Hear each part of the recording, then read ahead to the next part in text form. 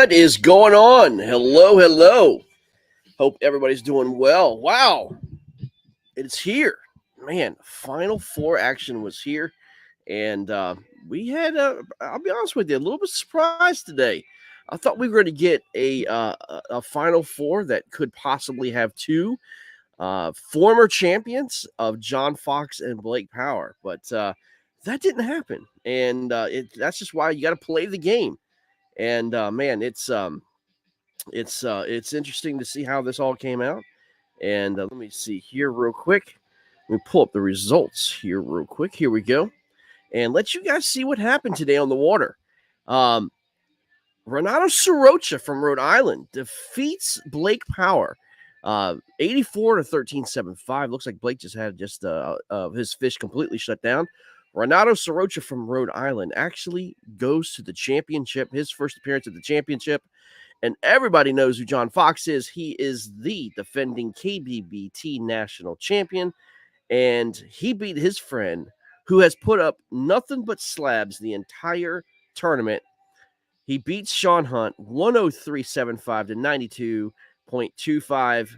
And John is going to be able to do something that no one has really done in KBBT, and that is become a two-time champion with KBBT. And here is the man, the myth, the legend, 103.75, puts down the hammer on his boy, John Fox. You try to convince this guy to go on neutral water, and he said no. Boy, I wishes he would have done that now, man, because you laid the smackdown on him. What's going on, John? Same old. How you been? Man, hey, it's been great. Got a lot of work done today, dude. Got a ton of stuff. Man, it's exciting. Those of you guys who've missed it, John, I'm gonna share something real quick. We announced today earlier at noon. We announced the KBBT National Championship is up, buddy. There it is. The KBBT National Championship is here. You guys can sign up with the KBBT National Championship. It is on Fishing Chaos. There it is, buddy. That's a sweet looking logo, bro. Yeah, it is. Yeah, man. It looks like all official and everything. I mean, you know how it goes. But that's it, buddy. But we're excited about it, dude. John, tomorrow, man, you get to fish again, man. How's that feel? Say that again. I'm sorry. You get to fish again. Yeah, I do. I thought you said tomorrow. I'm like, it's not tomorrow. No, Saturday. I meant Saturday, dude. Saturday. You get to fish again. Yep. So yeah. How's that feel, dude? It feels good. You know, I got in this bracket just something to do. You know, because I already qualified earlier. Yeah. So I was just like, yeah, why not? And I've never won one. I've been to the Final Four in a regular bracket, you know, but so I figured why not? Once I started winning, I was like, well, let me try to see if I can win it now. Well, might as well, man. If you're going to look, I don't ever try to enter something I don't want to win, right? Right. But John, you get a chance to do something that no one has accomplished, man. You a two-time KBBT champion, dude. Come on, let's go. That's what I'm talking about. Yeah, not even the great Conrad Benetti has done that, dude. Oh yeah, we're cracking on him already in the Copperhead chat room. Take his title away, man. Well, good job, dude. Man, we talked earlier this morning, dude. You know, you're putting lines in. Kind of frustrating this morning, man. Did a little risky. Lost to 23 early at the Yak, man. That usually kind of defines your day, bro. But talk about your day, man. It's you live by the frog, you die by the frog. But it looks like it absolutely came up. I started with my frog. My first fish was like a 16 and a half or something like that. And then I got to the back where I normally fish. And I picked my frog up and I threw over there and I watched it come out from underneath this pad of grass. I mean, because it was only like a foot deep. I watched him come out. I twitched the frog. I watched her run up to the frog.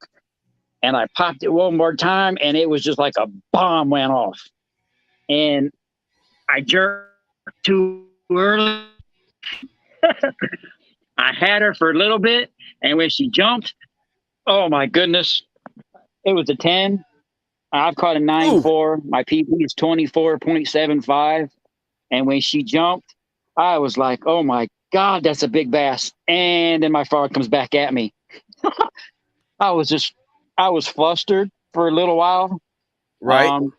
And then it was probably 20 minutes, and I was throwing a whopper plopper into the wood, and I was bringing it out, and I brought it out, and it just disappeared. Just boom, just disappeared. I set the hook. I had her. I thought I had her good. I went to reach for the net, and I seen her, and then the whopper plopper just come popping out. That was the 23 incher. She was right next to the kayak. I was just like, wow. I say it all the time. That's what you get for using a net. Grab it like a man. That wouldn't have happened. You know what I mean? Yesterday, I had a 22 incher. I was pulling on it with my chatterbait, and I already had my net in the water. Well, my chatterbait popped out, and she just kept swimming slow, so I scooped her up. Hey, that's a catch, right? Yeah. It's a catch, man. 100%, dude. But I started cranking. Once I started cranking, I caught that 23. I caught that 22. I mean, and they were just crushing that crankbait. John, I mean, you know as much as I know, that's more of a northern technique. And, you know, people ask all the time, like, why do northerners do so well in Florida? And like, I tell them all the time, because these fish are so used to seeing the same old thing, man. Punching, you know, the grass baits, you know, the flipping, you know, and you know, the worms and all that stuff, the frogging, you know, top water. But man, anytime you can add an element like a jerk bait, a crank bait, or something to that effect, I mean, a lot of these fish just don't see it. I mean, I think that's why yourself bringing that technique into Florida, man. I think it helps you, man. I know you love cranking, man. I know you love going to these lakes that you could find wood and crank. And I mean, I'll be honest with you. I think that's one of the things that makes you successful, because you have that arsenal, man. You're not stuck on some of these so-called Florida methods, you know? Oh, I love cranking. I got a box full of crankbaits. Sure. You know, like back home in the Potomac River, you know, we you know, even there's a bunch of hydrilla, submerged hydrilla, you know, we're talking about like maybe 1 to 2 feet of, you know, water depth. I mean, we're still throwing a square bill right across and ripping it across that grass. We're not afraid to throw it across the grass or burning a rattle trap across it. Most guys wouldn't even think about throwing, you know, something that could get hung up in the grass like that. But I mean, Mike Iaconelli won the Potomac River event by doing that, you know, running a very shallow ended square bill or wobblehead across the grass and ripping it across, man. And again, it's a very powerful tool. Yeah, when I fished the Potomac way back when, I was throwing a tube and a chatterbait. Right. Yeah. Well, dude, so let me ask you, man. You know, Laura got you on the phone or on this. We had a hindsight is 2020 show, and I wanted to ask you, man, just off the cuff. I was trying to get you on and just get your opinion on this, but you are the co-angling champion, right? What year did you win? Like 2019, 2018? Yeah, I won the what they call that living the dream package for a co-angler. Right. And I mean, that's like $50,000, you know? No, it was 30. Oh, 30,000. Okay. 30,000. Okay. But still, I mean, that's a lot of money. Yeah, that's a tough change. It's just a drop in the bucket. It's 30 grand. No big deal. But with that being said, man, you know, I wanted to ask your opinion on this. And I think I asked you in the chat, but I really want you to explain the forward-facing sonar technology that's happening in kayak fishing. You know, it has changed the game, right? It has brought what we call the gap between, you know, being able to see these fish, you know, suspending, you know, and being able to chase these fish and in live time. But I truly think, man, like from a professional fishing standpoint, John, it has really made professional fishing extremely boring, right? But at the same time, you being a co-angler in the back of the boat, I mean, there's some very disadvantages because you're at the mercy of the boater, right? But the Yep. boater has an obligation to make sure that you guys are on fish, right? I mean, you guys pay the money. You guys, you know, are The there only to thing the boater has to do is give us an area to cast to. right. There ain't got to be no fish, ain't got to be no rocks. Mm. If it's over the back of the motor, there's nothing you can do about it. So do you not think that these co-anglers, I mean, put yourself back in this position, man. Don't you think these co-anglers are going to get sick and tired of watching these boaters chasing live facing sonar all day and playing video games and having no It, opportunity to fish? eventually, they will. When I mean, when I started doing it as a co-angler, yeah, we pay our entry fee, but it's more or less we're paying an entry fee for a guided bass fishing trip, because Right. we're the guy in the back of the boat. We learn. I have fished with some of the best. I have fished with pros. I have fished with local people that are legends. Mm-hmm. And I just sat in the back and soaked it all up. But as far as your front facing sonar goes, yeah, the co-anglers, I mean, that's why co-anglers win. A lot of times they only have, 9 pounds, 10 pounds. Right. I mean, don't get me wrong, not all boaters are schmoes, but you do have some that'll say, hey, there's a brush pile over here. It's a great big one. I'm going to turn the boat. That way we both can hit it.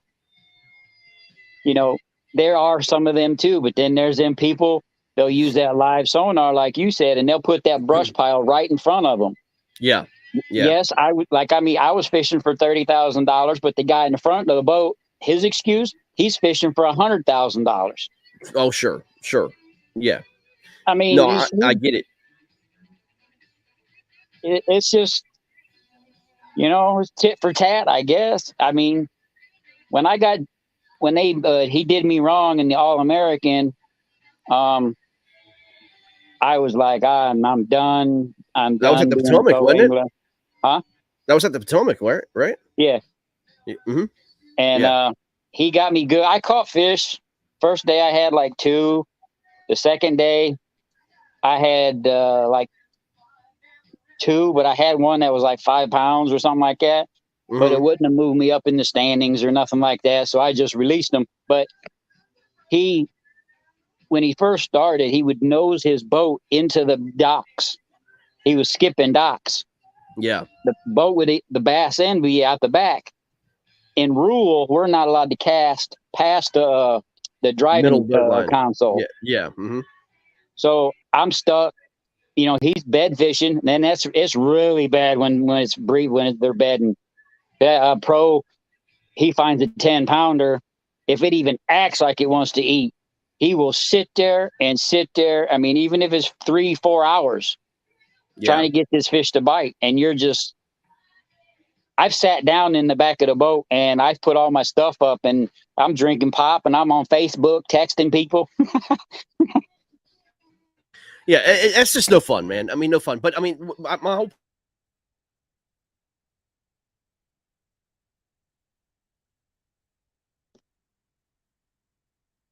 I lost you, Greg. Try to turn my phone. You might have to go back out and go back in. Think so? Well, he's frozen. You're in a call, right? Yeah. Hey, if you can hear me, Greg, I'm going to exit and then come back. Oh, sorry, guys. Sorry, dude. John, come back on if you don't mind. If you don't mind. There we go. Oh, sorry, man. Looks like Vladimir Putin got a hold of our cell phone towers. So like what I said was, the co-anglers are going to get sick and tired of, having to deal with, all this stuff. I think it's going to be a great thing for kayak fishing, man. I think, the kayak fishermen are going to, the increase in the next 5 years is going to be exponential. And then you could use that same kind of technology on a kayak, and the cost of entry into kayak fishing, John, as you know, is way cheaper than getting into a bass boat. So I think we're all going to benefit, man. I really do. I think, the three major tours are going to benefit, exponentially. Everyone wants to scratch that itch, man. But, you're starting to see pros like Mike Iaconelli, Brian Latimer, I even heard Brandon Prosnick is starting to promote kayak fishing. And as these pros continue to, push kayak fishing, man, I think it's going to be a big, big deal, man. I agree. I mean, I went from a boat to a kayak, and I absolutely love it. I mean, only times I don't love it is when my battery dies in my trolling motor and I got to paddle. Yeah, that sucks. Yeah, man, does that suck? that does suck, man. But I mean, hey, batteries go bad in the boats too, man. So yep, you got to charge them up. Well, John, man, look, man, congratulations, brother. You're fishing next week for the championship next Saturday against Renato. He's out of Rhode Island. He had a really strong, consistent bite wherever he's been. And here he is, man. So, but you have a chance to become a 2-time KBBT champion, getting the momentum going into, John, the national championships here, brother. Oh yeah, I am so pumped. Yeah. I've got a couple different lakes that I'm fishing, and one of them is loaded with 10-pounders. Yeah. Oh man, that's exciting, dude. That's exciting. We'll see what happens. Hopefully no one, bust them fish on you, man. But yeah, a lot of good competition. A lot of guys in Florida are going to be in this. It's a completely random draw, dude. And man, it's going to be fun and exciting. But oh yeah, John, I have to tell you, man, I know I keep on, saying this, but Florida is tricky at the end of April, man. Sometimes those basses don't cooperate. It is, especially, I mean, where I'm fishing, I mean, it gets pressure. Yep. The one guy I talked to yesterday, he said, yeah, I was here Friday and caught like 40 bass in like 2 hours. I'm like, oh, get off my fish. I so wanted to say it. Go home. Yeah, why would you stick 40 fish? Yeah. Today I got lucky. I was the only one on that body of water until like 2:00. Wow. Yeah. Well, I also want to congratulate Sean Hunt and Blake Power. They cashed a check. Sean was a KBBT rookie, man. Had a great run with some magical numbers. Something he will never forget, man. Being in a tournament and catching those. I mean, he had 325s, I think, in three rounds. I mean, that's ridiculous. Oh yeah. I mean, he's got a special spot out there. He's going to be one you're going to have to watch. I'm telling you. Oh, 100%. Well, he's qualified into the championship. And if you go to Fishing Chaos, type in 2022 KBBT National Championship, you can get registered. It's $150, guys. We're not doing a live event this year, and that has to do because we've heard, other anglers having other events going lined up, and also, I mean, gas and travel and all that stuff, man. We're trying to be cognizant of all that. You're more than welcome to travel. We're giving you the option to travel any public lake in the United States to face anybody at any time, man. So it's up to you. If you want to do it, you go do it, man. But by that time, John, as you know, the North wakes up, dude, and it's pre-spawn and spawn during that time. Holy smokes. I mean, some big bags should be coming through, man. Well, the bass up north, they get fat. They get fat. Yep. The bass down here get long and fat. They do. They get long and I mean, like right now, the fish I've been catching in Florida have been super skinny, sickly skinny, man. They've spawned out and they're just now coming to eating, man. But man, they're just sick looking. Oh yeah. Yep. But inches matter, man, not pounds. That's it. So, in this game, it's all about the inches. It's all about the inches. Exactly. Well, John, congratulations, man. Good job, dude. And off we go, man, to next Saturday. Hey, by the way, an ID just went out. Disregard it. It's my apologies. There's an ID that just went out on Fishing Chaos. I seen that. Yeah, I was like, damn, Greg's on the ball. No, we don't want to do that. Disregard it. We'll get you a new ID come Friday. Okay. Okay. All right, man. Well, guys, have a great one. We'll see you next week. John Fox versus Renato Sorocha in the championship. It's gonna be fun. We'll see it. Don't forget to sign up for the championship, guys. Take care. Bye-bye.